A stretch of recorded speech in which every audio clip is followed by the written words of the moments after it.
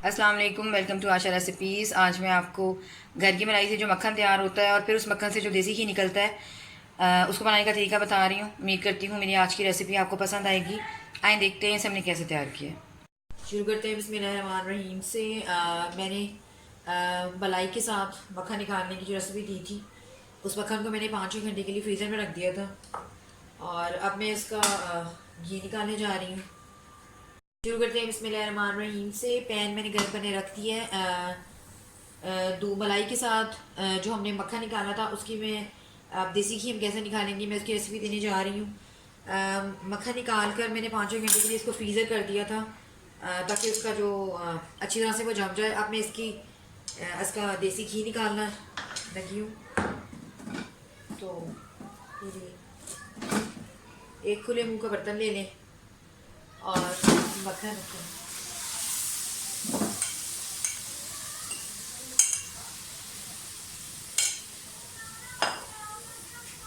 और इसको मेल्ट होने दें।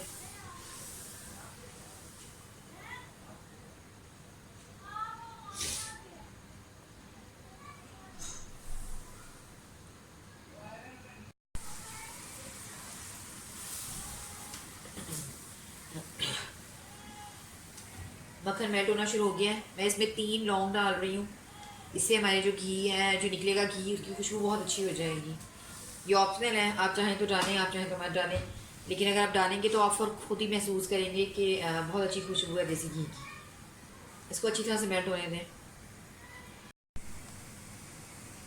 मक्खन अच्छी तरह से मेल्ट हो गया है। अब इसमें पकना शुरू हो गया है। अभी इसमें बहुत पानी है, थोड़ा सा टाइम लगेगा, तकरीबन आधा घंटा लगेगा। इसको आपने मुसलसल चम्मच हिलाते रहना है।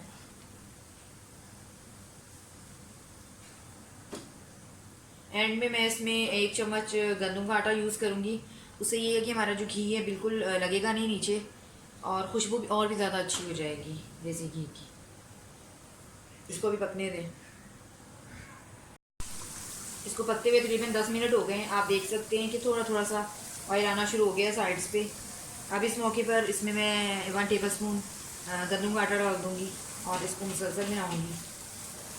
इससे ये होता है कि आपकी जो नीचे छाछ होती है वो जलती नहीं है और स्मेल भी बहुत अच्छी हो जाती है देसी घी की।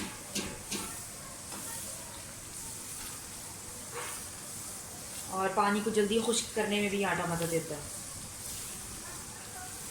आप देख सकते हैं कि इसके डालते साथ ही एक थिक सा पेस्ट बनना शुरू हो गया है।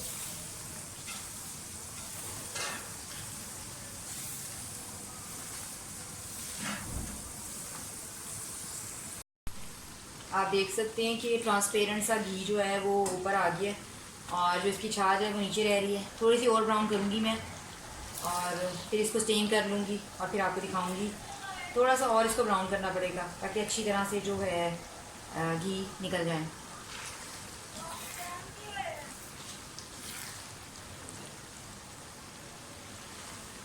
एंड पे आपने बिल्कुल भी चम्मच नहीं छोड़ना, मुसलसल हिलाएं इसको। बहुत ज़्यादा यानी कि ब्लैक नहीं होने देना, आपने छाछ को ब्राउन ब्राउन रखना है और फिर हम इसको स्टेन कर लेंगे।